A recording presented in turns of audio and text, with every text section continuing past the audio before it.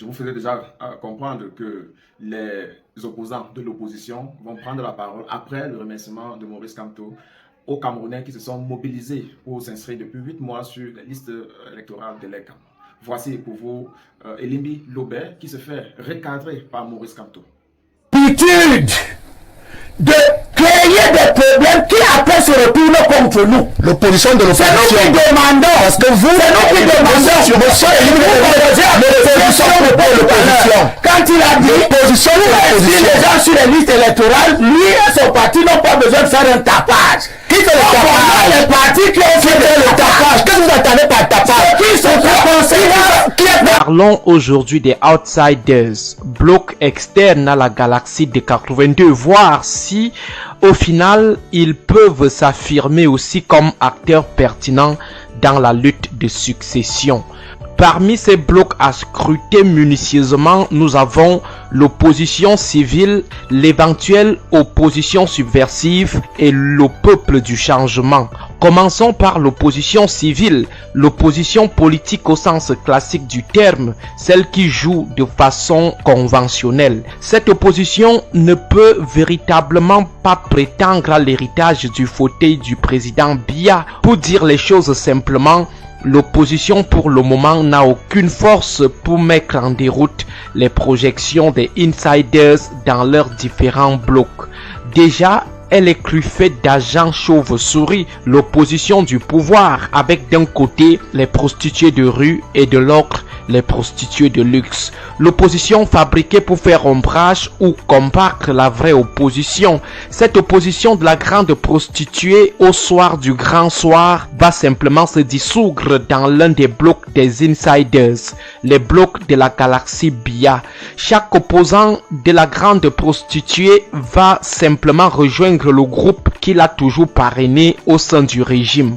Maintenant, pour ce qui est de l'opposition dure, minoritaire dans sa forme institutionnelle et populaire dans sa déclinaison extensive de tous les Biyamosgo, cette opposition malgré son sérieux n'est vraiment pas aussi capée pour occuper la chaise vide le moment venu. Elle ne pourra rien parce qu'elle ne dispose pas des ressources adéquates pour lutter les ressources d'un grand soir. Cette opposition n'a pas par exemple l'armée ou les armes avec elle pour venir à bout des blocs insiders qui sont prêts à toute forme de lutte pour rester au pouvoir. D'ailleurs, ces insiders ont détourné un argent fou qui leur permet de s'investir dans une guerre civile de conservation du pouvoir. Autre exemple, l'opposition déterminée n'a pas les faveurs de la France, très intéressée par l'après-Biya. Cette France qui est clairement favorable à l'ogre conservateur de 82 qui lui assure sa position de métropole néocoloniale avec le maintien du Cameroun comme son précaré. La sympathie que les États-Unis vouent à l'opposition des Biyamosgo n'est pas à la hauteur de l'investissement que la France déploie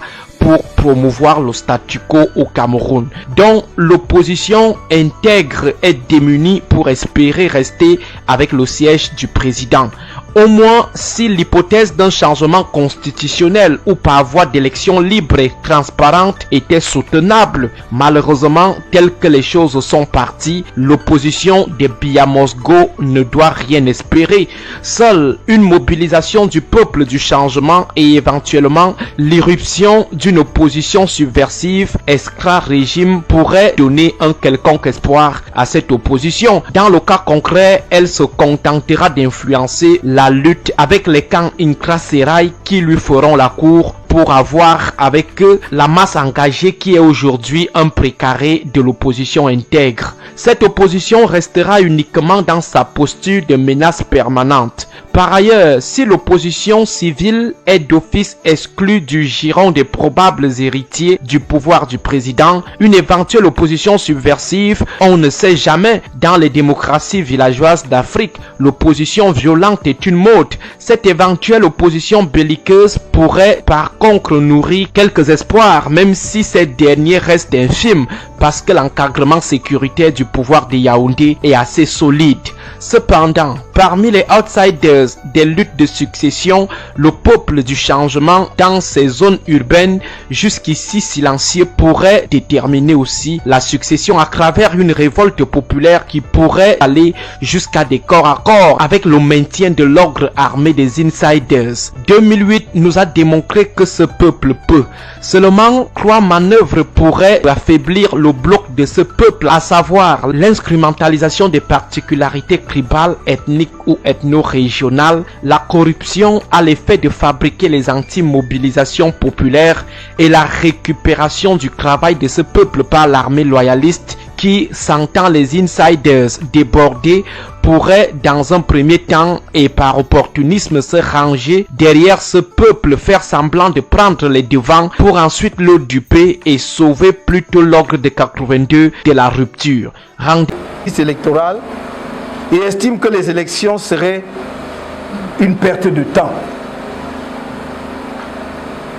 Tous ces actes graves démontrent qu'au sein du régime, certains sont hantés par la perspective de la défaite du RDPC et ses alliés en 2025 au regard de leur bilan catastrophique et surtout du réveil du peuple camerounais, et n'en veulent pas de la tenue des élections prévues l'année prochaine dans notre pays. De fait, ils apparaissent comme des soutiens implicites de ceux qui appellent publiquement au coup d'État militaire pour éviter que la volonté de changement des Camerounais, déjà perceptible à travers les inscriptions massives sur les listes électorales, ne s'accomplisse en 2025.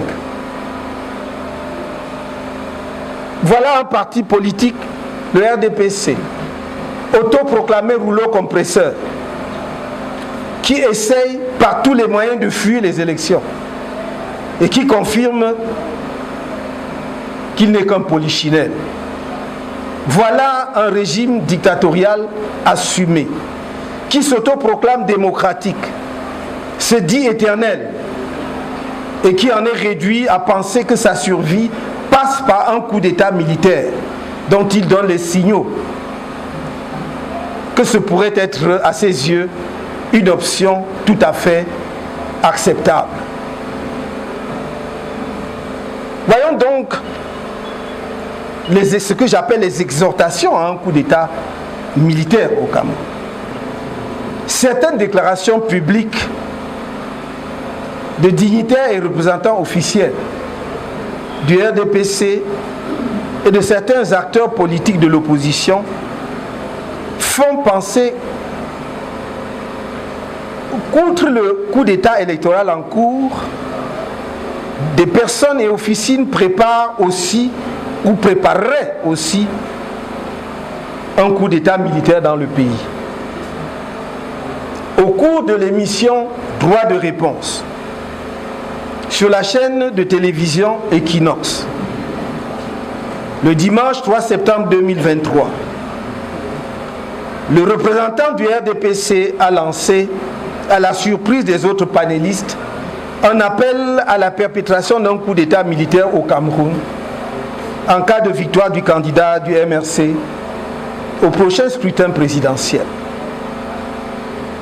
Le 4 septembre 2023, un jour après cette grave sortie publique, un autre responsable de la communication officielle du RDPC a publié des propos similaires sur sa page Facebook. Il a déclaré, je cite, « Au cas où par miracle le MRC venait à gagner une élection présidentielle dans ce pays, il y aura forcément un coup d'État. L'armée n'acceptera jamais d'avoir pour commandant en chef un leader d'un parti qui la traite de tous les noms d'oiseaux depuis plusieurs années. En vérité, la seule condition d'un coup d'État au Cameroun est que le MRC gagne une élection présidentielle. L'armée n'acceptera jamais de se soumettre à un parti qu'il a régulièrement traité de milice boulou, milice du tyran soldatesque de Biya. » Fin de citation. Le 5 septembre ce même communicant officiel du RDPC publiait le message ci-après sur sa page Facebook. Je cite: l'UPC, le PCRN, l'AFP et autres n'ont jamais insulté l'armée de ce pays. Si l'un de ces partis gagne l'élection présidentielle un jour, l'armée se mettra au service de son leader. Par contre, si c'est le MRC ou un parti ayant investi le président du MRC qui gagne, il y aura automatiquement un coup d'État. Il y aura automatiquement un coup d'État. Fin de citation. Aucun procureur de la République n'a trouvé que ces appels publics au coup d'État stupéfiants constituaient une quelconque menace pour la paix.